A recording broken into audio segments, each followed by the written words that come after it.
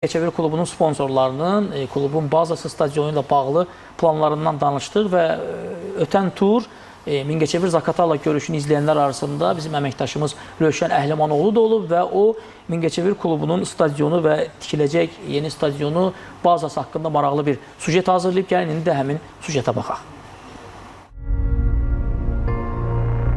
Yaşar Məmmədzadə adına Mingəçevir şəhər stadionu, belə demək mümkündürsə, bu arenanın bəxti açılıb. Belə ki, klubun bir müddət əvvəl imzaladığı yeni sponsorluq müqaviləsindən sonra komandanın ev oyunlarını keçirdiyi bu arenanın yenidən əsaslı təmirinə qərar verilib və hazırda da gördüyünüz kimi arena oyunlar üçün bağlıdır. Stadionda sonuncu təmir işləri 2010-cu ildə aparılıb. 5000 azarkeş tutumuna malik olan bu arena ilə bağlı hazırda xeyli problemlərdən söz açmaq olar. Əsas məsələ ot örtüyünün demək olar ki, yararsız olması və stadionun işıqlandırma sisteminin olmamasıdır. Bundan əlavə Yaşar Məmmədzadə adına Mingəçevir şəhər stadionunda əsaslı təmirə də ehtiyac duyulur. Əsas meydançamızdır, əsas meydança hal-hazırda dayanıbdır. Yəni bu təmirlə bağlı nəzərdə tutulub. O yüzden yəni çempionatın oyunlarını o köməkçi meydançada keçiririk.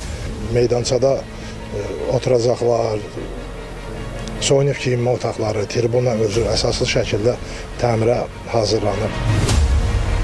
Təbii ki, bu problemlərin aradan qaldırılması və klub infrastrukturunun yaxşılaşdırılması istiqamətində də işlər görüləcək. Yenidən qurma işlərinin geniş şəkildə həyata keçirilməsi planlaşdırılır. Əsas stadion UEFA'nın 4-cü kateqoriyasına uyğun inşa olunacaq. Komandanın hazırda çıxış etdiyi meydançada isə azarkeş tutumu 1200 nəfərlik olacaq. Yeni bir süni ot örtüklü meydançanın ərsəyə gətirməsini fikirləşirik. Başqa bir tərəfdən də ona yaxın ərazidə də Allah qoysa komanda üçün baza tikilməsi planlaşdırılır. Hazırda olduğum bu ərazidə süni ot örtüklü meydançası inşa olunacaq. Burada əsas və ikinci komandanın məşqləri, həmçinin akademiya komandalarının ev oyunları keçiriləcək və gördüyünüz bu ərazidə isə klubun inzibati binası inşa olunacaq.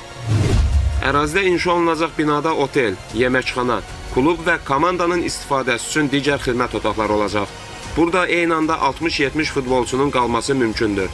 Üstəgəl uşaqların məşqləri üçün meydançalar, həmçinin tenis, judo, güləş, karate və digər idman növlərinin də inkişafı üçün kompleks inşa ediləcək.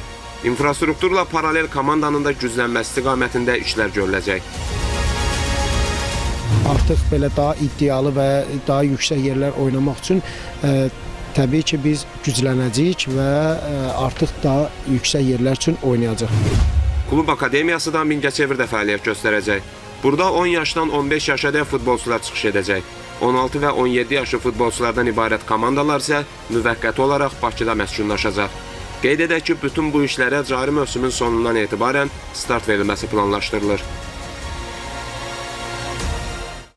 Bəli, mənə elə gəlir ki, Mingəçevir Azərbaycanın futbol şəhəridir və Mingəçevirdə də yeni sponsorların, klubun yeni rəhbərliyinin çox gözəl planları var və mən belə başa düşdüm ki, orada ən azı Qəbələdəki kimi çox gözəl bir futbol bazası və üstəlik də çox gözəl bir stadion inşa olunacaq. Stadionla bağlı bir dilemma var idi. Əvvəl elə zənn olunurdu ki, kosmetik işlər görüləcək. Xeyr, stadion tamamilə söküləcək. Son məlumatlar belədir. Çünki Sovet dövründə tikilən bir stadion da artıq yəni istifadəyə tam da yararlı deyil. Ona görə də orada tamamilə yeni bir 8-10 min nəfərlik yeni bir stadion inşa olunacaq. Nə demək olar? Yalnız uğurlar arzulamaq olar ki, yəni belə böyük planlar var. Mingəçevir bir daha xatırladaq ki, Azərbaycanın futbol regionlarından, futbol şəhərlərindən biridir. Azərbaycan futbolunda çox yaxşı ənənələri olub, klubları olub və inanırıq ki, artıq bu işlər görüləndən sonra Mingəçevir komandası nəhayət ki, elitə yüksələcək və öz şəhərini layiqincə Azərbaycan çempionatında təmsil edəcək.